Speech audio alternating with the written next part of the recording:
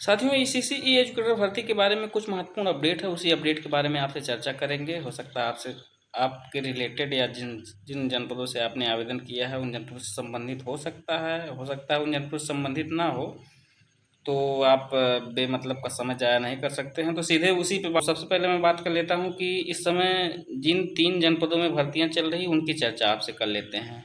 तो 3 जनपदों में भर्तियां मौके पे चल रही हैं। सबसे पहले बात करेंगे अम्बेडकर नगर जनपद के बारे में, फिर दूसरा नंबर पे भर्ती चल रही है कानपुर देहात के बारे में, और तीसरे नंबर चल रही है भर्ती हापुड़ ज़िले के बारे में। तो हापुड़ ज़िले में जो है कुछ टेक्निकल समस्या थी, तो वहाँ के आवेदन की तिथि को बढ़ा दिया गया है, यानी कि उसकी अंतिम तिथि को बढ़ा दिया गया है। अब हापुड़ जनपद की अंतिम तिथि कब निर्धारित कर दी गई है? 21/10/2025 को, यानी कि 21/10/2025 तक आप उस पर आवेदन कर सकते हैं। कहाँ के लिए? हापुड़ जनपद के लिए।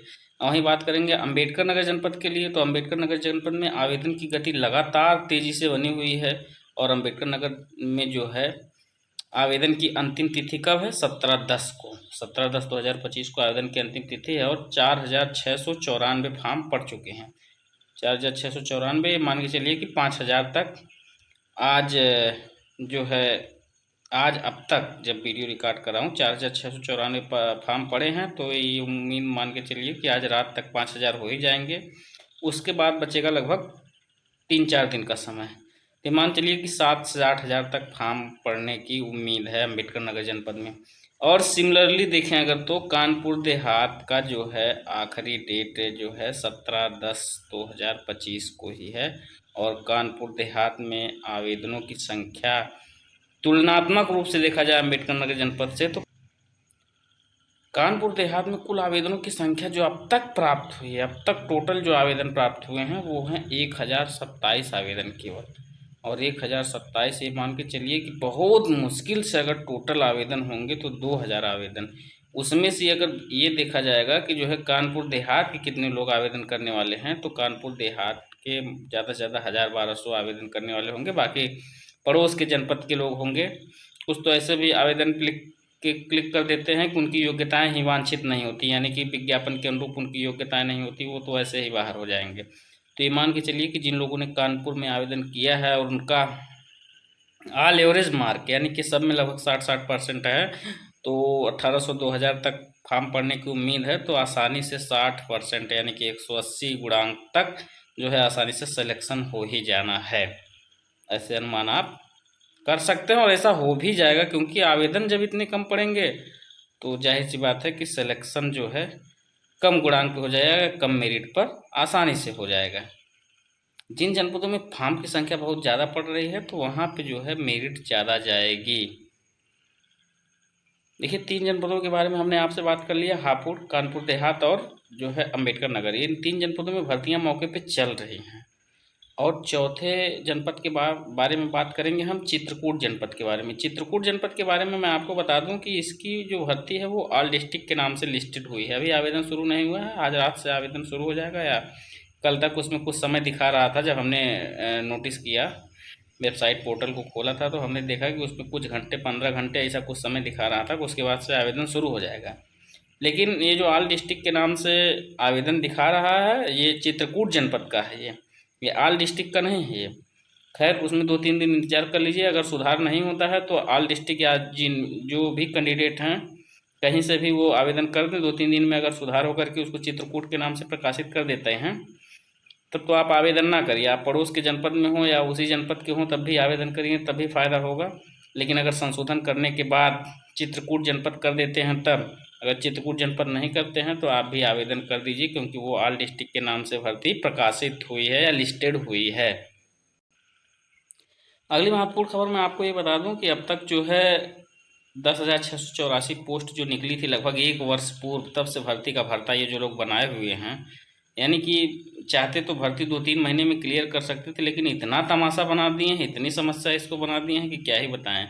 उसके बारे में मैं आपको बता दूं कि 3-4 जिलों की भर्तियां अब भी आनी शेष हैं, जिसमें ललितपुर है, चंदौली है और बलरामपुर है। एक आध जिला शायद कोई छूट गया हो तो वो मेरे ध्यान में नहीं आ रहा है, लेकिन ललितपुर, चंदौली और बलरामपुर हमको ध्यान में आ रहा है कि इन जिलों से अभी भर्तियाँ नहीं आई हैं। बाकी जिलों से 10,684 का जो पोस्ट अलाटमेंट हुआ था ईसीसी एजुकेटर का, वो भर्तियां जो है या तो रनिंग में है, या तो कंप्लीट हो चुकी हैं, या तो ज्वाइनिंग दी जा चुकी हैं। तो इन लोगों इन अभ्यर्थियों को अब भी इंतज़ार है। उम्मीद है कि 5 से 10 दिन के अंदर जो है यहाँ से भी विज्ञापन प्रकाशित हो ही जाएगा। अच्छा, जब हमने पोर्टल लॉगिन किया तो कुछ भर्तियां और हमको दिख रही थी, उसके बारे में आपको बता दूं जो हमको याद कर पा रहे हैं। तो पीलीभीत जनपद से जो है लाइब्रेरियन और लैब अटेंडेंट की भर्ती जो है प्रकाशित हुई है। लाइब्रेरियन और लैब अटेंडेंट की भर्ती जो है कहाँ से हुई है? पीलीभीत से। तो अगर कोई लाइब्रेरियन का कोर्स किया हो या लैब अटेंडेंट का कोर्स कोई किया हो तो वहाँ से आप आवेदन जा कर के आसानी से कर सकते हैं। तो ये भी जो है संविदा वाली ही भर्ती है। और वर्तमान में देखा जाए तो जो है सेवा योजन पोर्टल पर एमटीएस वाली भर्तियों का बहार चल रहा है। एमटीएस वाली भर्ती लगभग लगभग हर जिले से निकल रही है। बहुत से जनपदों से इसमें आवेदन हो रहा है और बहुत तेज़ी से लोग आवेदन भी कर रहे हैं। तो एमटीएस 10वीं पास यानी कि चपरासी की नौकरी 10-11 हज़ार मानदेय मिलेगा। इसके लिए भी अगर आपके घर के या आपके परिवार के कोई इच्छुक कोई सदस्य हों जो इसके लिए योग्य समझते हों तो उसमें भी आप आवेदन कर सकते हैं। एमटीएस मल्टीटास्किंग स्टाफ 10 से 11 हज़ार कुछ इसमें वेतन है। तो बहुत से ज़िलों से ये भर्ती आई है, तो आप इसमें भी आवेदन कर सकते हैं। और बात कर लें हम अपने महत्वपूर्ण ज़िले पूर्वांचल के कुछ ज़िलों के बारे में, जिसमें आजमगढ़ है, जौनपुर है और बलिया है। ये सारे ज़िले जो है जहाँ से आवेदन जो है जो भी कंपनियां आवेदन ली थी वो आवेदन ले चुकी हैं, लेकिन डॉक्यूमेंट वेरिफिकेशन की अभी तक कोई अपडेट नहीं है। देखिए, ऑथेंटिक अपडेट किसी के पास है नहीं, सभी लोग अनुमान लगा के बताते हैं। तो अगर किसी के पास कुछ थोड़ी मोड़ी मामूली ऑथेंटिक अपडेट होगी भी तो वो एक आध ज़िले के बारे में, सब ज़िलों के बारे में किसी के पास कोई इतना पहुंचा आदमी नहीं है कि सबके पास हर ज़िले की अपडेट हो। तो ऐसे में सभी लोग आकलन अनुमान कर सकते हैं। हमको लगता है कि जो है आवेदन के लास्ट डेट के बाद, यानी कि आवेदन जिस दिन समाप्त होगा आखिरी डेट के बाद, कम से कम 3 हफ्ते बाद ही डॉक्यूमेंट वेरिफिकेशन की आप उम्मीद करें। लेकिन कुछ जनपद जैसे आजमगढ़ वगैरह हो गए तो इसमें महीनों बीत गए हैं, अभी तक डॉक्यूमेंट वेरिफिकेशन की डेट नहीं आई है। तो वहाँ के अधिकारियों का या बेसिक शिक्षा विभाग का या जो कंपनी ने आवेदन लिया है उस पर डिपेंड करता है। ये महीना, 2 महीना, 2.5 महीना कितना लगा सकते हैं, कोई जानकारी नहीं है। जौनपुर में हमारी ड्यूटी है, तो जौनपुर में एक हमारे परिचित मित्र हैं, सेवा योजन में जो है वो कार्य करते हैं, तो उनसे हमने अपडेट लिया था। तो वो बोल रहे हैं अभी कोई तैयारी नहीं है इसके बारे में, डॉक्यूमेंट वेरिफिकेशन के बारे में यहाँ पे।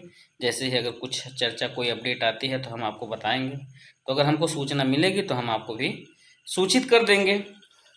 लेकिन यह है कि अगर उनके तक सूचना पहुँचेगी तो हमको सूचना देंगे। तो अगर सूचना बताने लायक रहेगी तो आपको ज़रूर बताया जाएगा। बाकी बलिया जनपद का कोई अपडेट नहीं है कब तक का डॉक्यूमेंट वेरिफिकेशन होगा, लेकिन एक आकलन, एक अनुमान हम आपको बता दें कि लगभग जो है 1 से 2 हफ्ते में अधिकतम हमको लगता है कि डॉक्यूमेंट वेरिफिकेशन के संबंध में कोई ना कोई सूचना जो है ज़रूर आएगी। कितने लोगों का डॉक्यूमेंट वेरिफिकेशन होगा या कोई लिस्ट वगैरह आएगी। बाकी चैनल से आप अगर जुड़ना चाहें तो जुड़ सकते हैं, क्योंकि यहाँ पे बातें बिल्कुल सीधी और साफ की जाती हैं। आपको कोई बेवकूफ़ और बहकावा दे करके कोई लुभावनी बातें नहीं की जाती हैं। सभी साथियों को वीडियो देखने के लिए धन्यवाद।